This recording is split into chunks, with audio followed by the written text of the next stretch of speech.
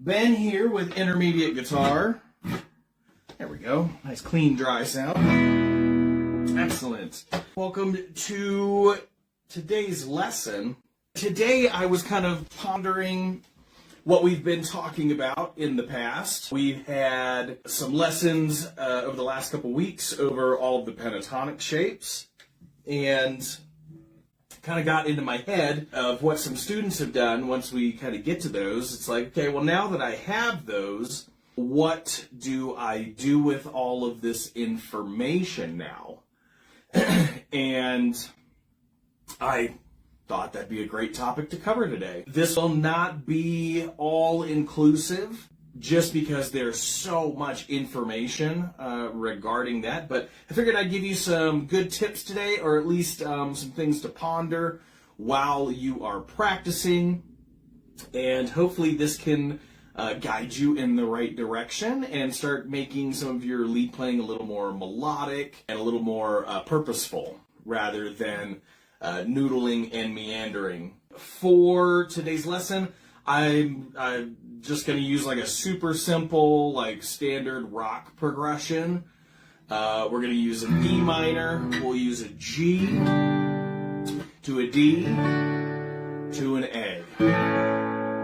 And that'll be kind of what we focus on. I'm going to choose just kind of one target area and show you kind of how I would approach this and how I think most people should be thinking when they're going into their lead playing. So let's create a little backing track here. I've got my handy dandy looper. If you don't have a loop pedal, I would highly recommend one, just because then you're in control. It does many, many things for you. It can show you where your faults are in your rhythm playing.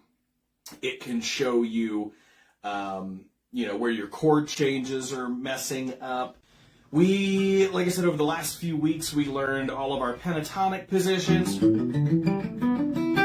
right? I'm going to choose, for this particular lesson, I'm going to choose positions 4 and 5 together. So position 4 and 5. I chose those because one is a position that a lot of people like, myself included, and one is a position that not a whole lot of people tend to use. So we'll piece them together, and I'll show you kind of what I like to do with this. A lot of people, once we very first learn these, will do just that, where we go kind of straight up, get through the whole thing, and then maybe come back down, or some variation of that. I notice that a lot of people tend to stay very close in their intervals. Let's do a quick re-record here. So, see, nobody's perfect.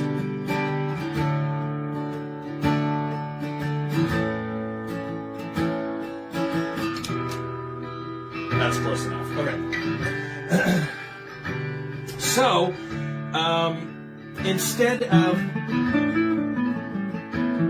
what we really want to do is we want to find some intervallic movement. All an interval is the distance between two notes. This note or that note. That's really all it is, just a fancy word for that. First and foremost, let's just take maybe the first octave of position 4, so that would be on your A string, we've got the 7th fret to the 10th fret, D string, that would be the 7th fret to the 9th fret, and the G string, 7th fret to the 9th fret. And I would really begin by trying to develop your ear for this.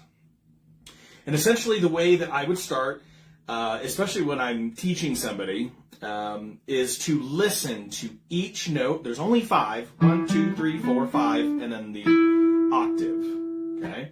So there's only 5 notes, but listening to each note over each chord and deciding whether or not that note is good for that particular chord. Because while they all are technically correct, they don't all have the same je ne sais quoi, the same sort of resolution in our ears. you know, by contrast. Let's take a quick look at that. Make sure I didn't delete that take. I did not. We'll take a look at our first note, our root note, which you would think would sound really good over everything because it is the root of the key that we're playing in. But we'll notice right away that it's not the best note in all situations. So let's take a look. So that's E minor. Perfect.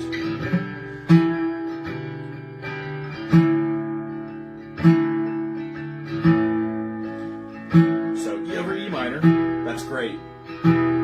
G, not as great. D, not as great. A, great. Take a look at G. Pretty good. Excellent. D, not good. A, little suspended there. It's okay. It's better. Great. Great. Great. It's pretty good. A little suspended. It's okay. It's okay. Ooh.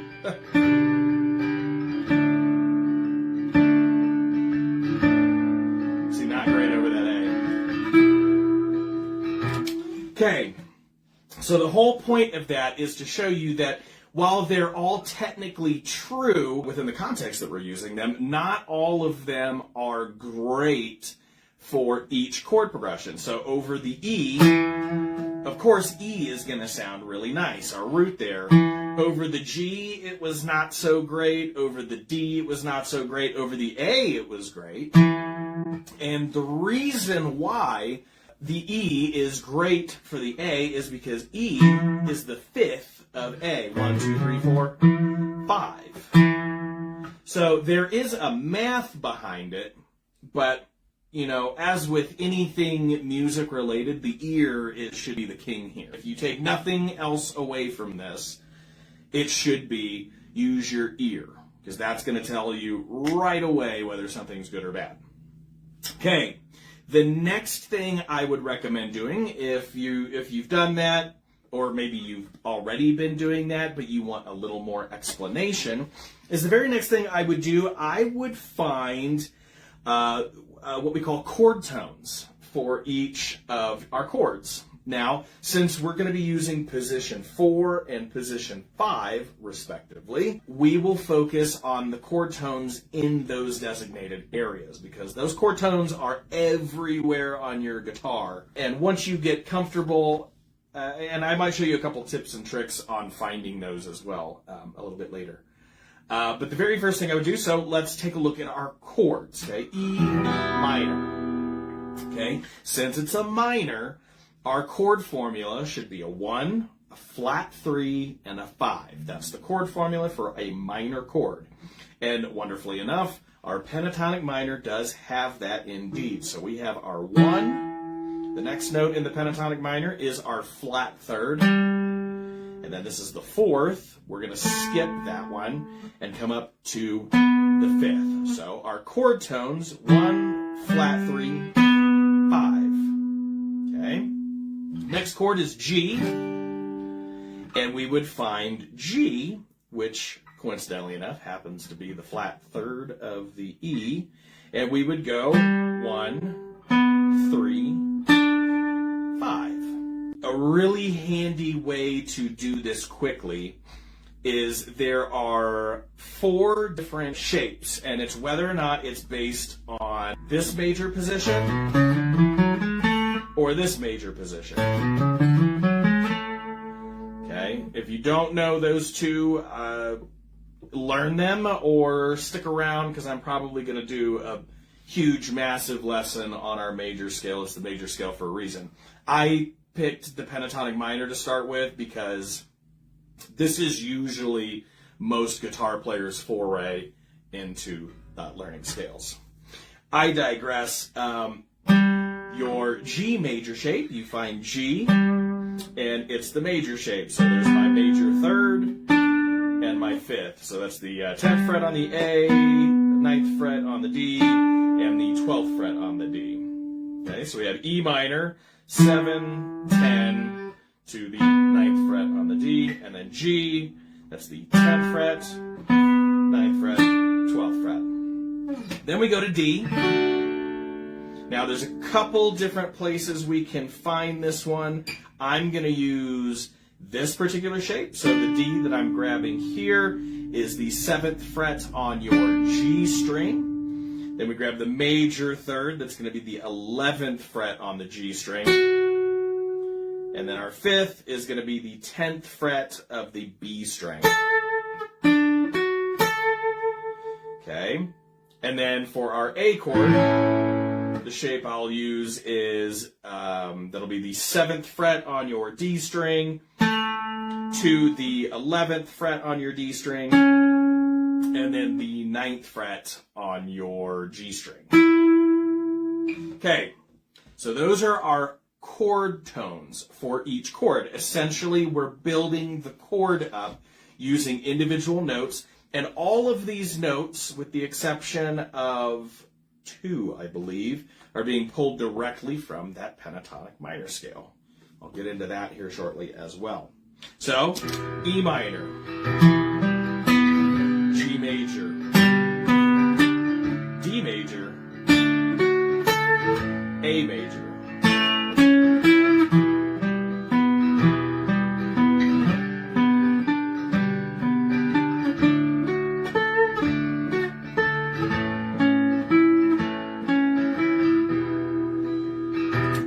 you can already hear right away it sounds like I'm playing with intent, and it's because I am. I'm literally following the chords. I'm outlining those chords.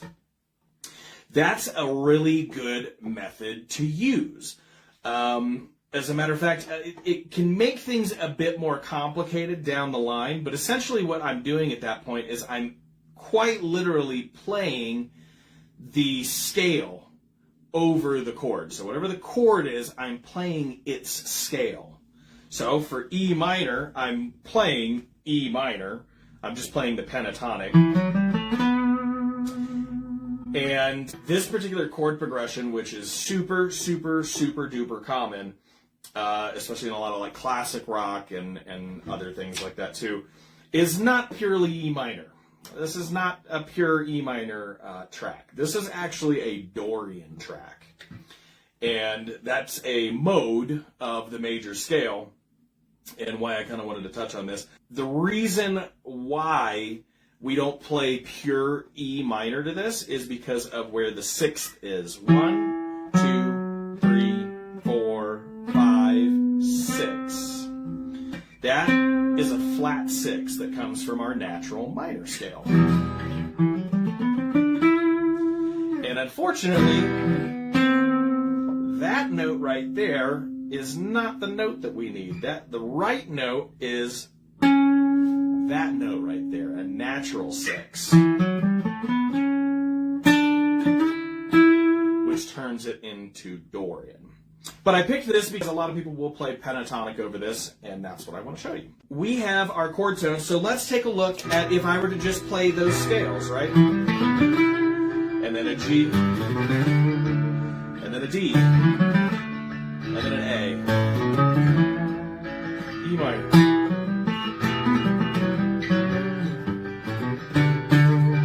then a D,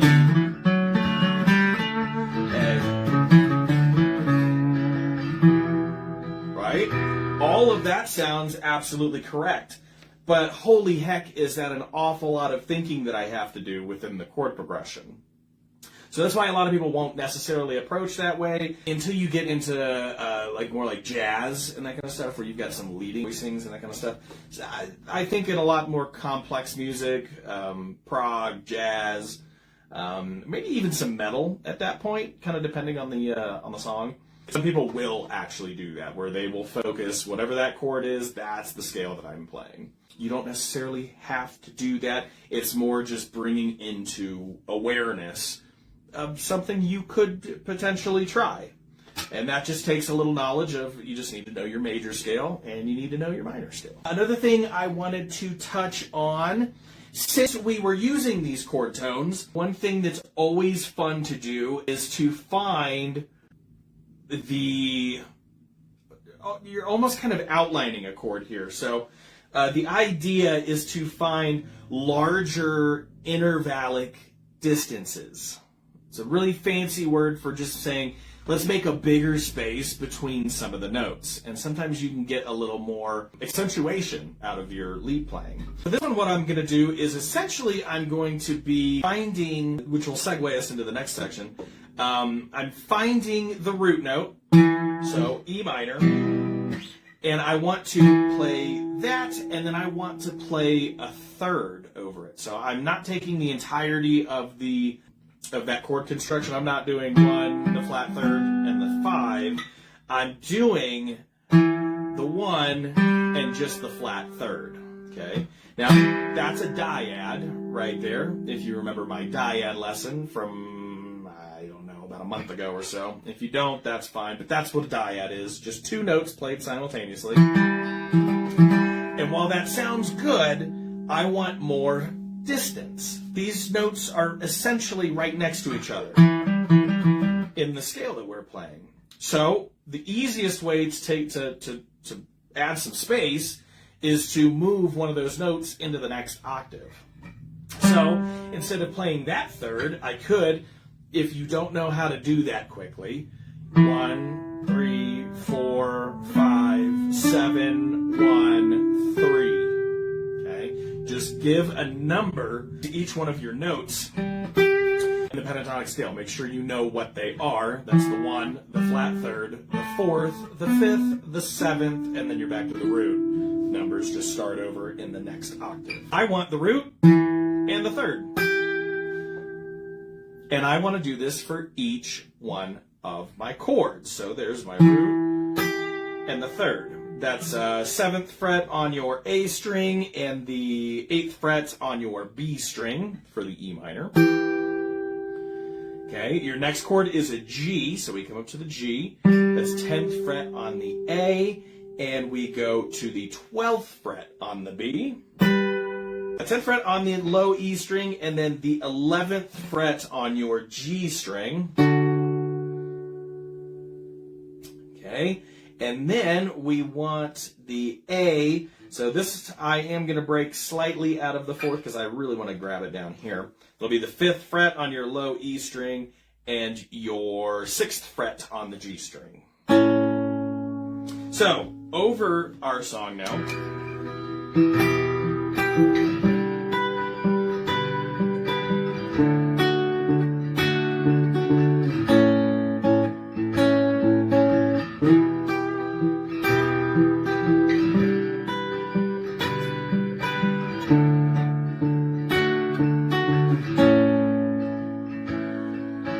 And we can absolutely hear that there's harmony going on in there. And it's really just because I'm accenting. Like the bass note is important because it adds to the movement, but it's the third that's the most important thing there.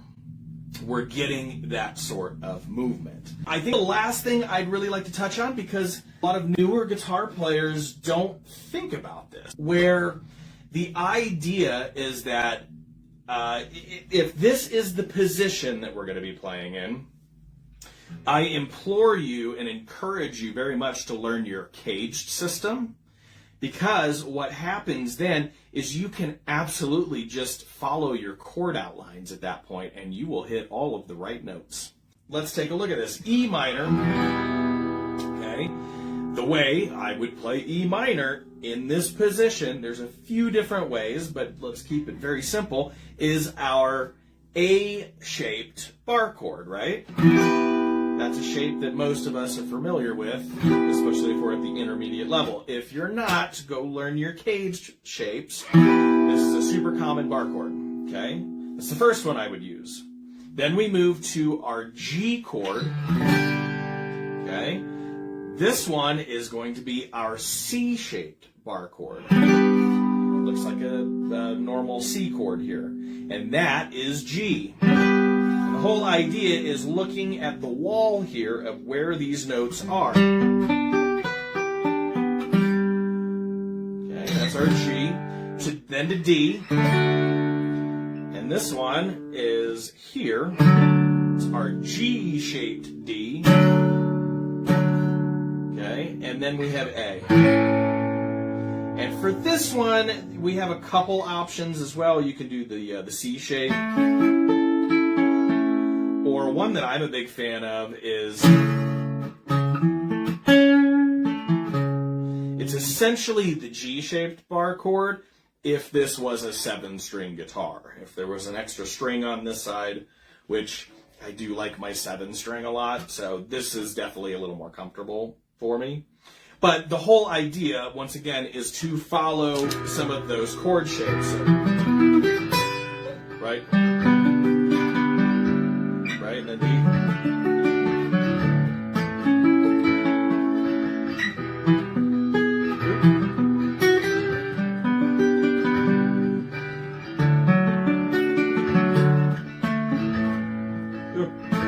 Acoustics, so hard to grab that C quickly. But that's kind of the whole idea, is to listen to your notes, find out which sound good. You can go into some triads and stuff, which, if you've seen triads, that's how you use them. You're finding those triads in your lead playing, or using your chords as a cheat sheet, you know?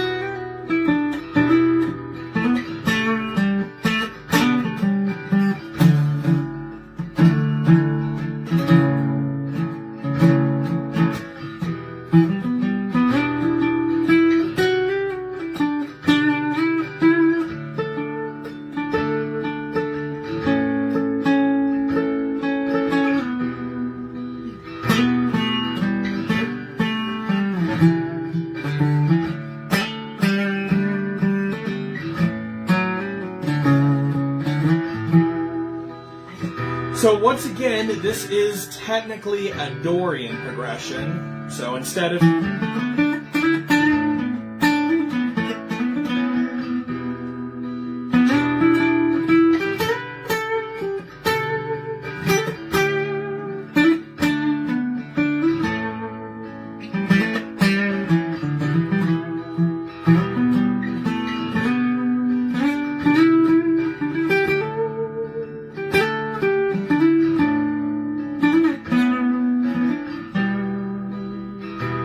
and you can kind of see I'm just following some of those chord tone ideas. But just to lastly touch on this, this is technically a Dorian progression. If I add those extra 2 notes in,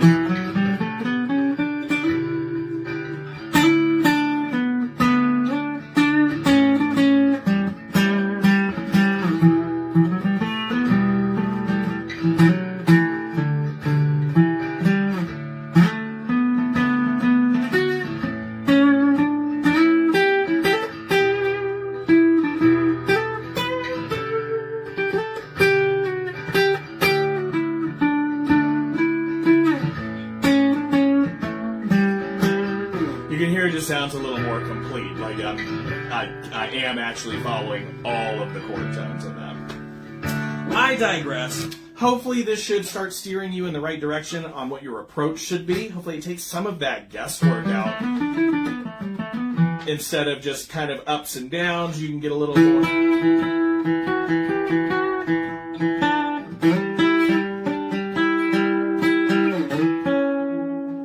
little more movement and fluidity. It will definitely take some practice. Once again, at the very end of it all, the ear is the king. Okay? If you liked the little Dorian segment there, definitely keep your eyes peeled. We'll be having a course coming out a little bit later on this month that has to do with all things modes. Definitely a nice crash course to get you started thinking in that way. You can start approaching songs with that sort of intent. Got a few different ideas for some courses that we can put together to help you guys out with your playing, bring you up to speed at least on the theory side of things. Which theory is not scary. It should never be scary. It's like learning math and addition and subtraction in elementary school, middle school. It's not difficult. It just, until you learn how to do it, it seems scary and mystical, but it's not. And it can only help you. I very much dislike when I see people that are like, well, if you do use theory, it takes all the emotion and the soul out of it. And it's like, no, it's like trying to build a house without the blueprints. You know what I mean? Like, if you're stuck on like a wall or a corner and you know what to do, you can just do it. But if you don't know what to do, you've got something to consult, right? To figure it out. I like that method better. Instead of playing the guessing game for 20 minutes, I can just knock it out in like 20 seconds and be like, oh, I could do this. Or, that's the whole thing. Like a lot of the great players are always like, you learn everything you can so that you can throw it all away and just play. And I love that concept. I would much rather learn absolutely everything I possibly can just to sit down and not think about any of it while I play.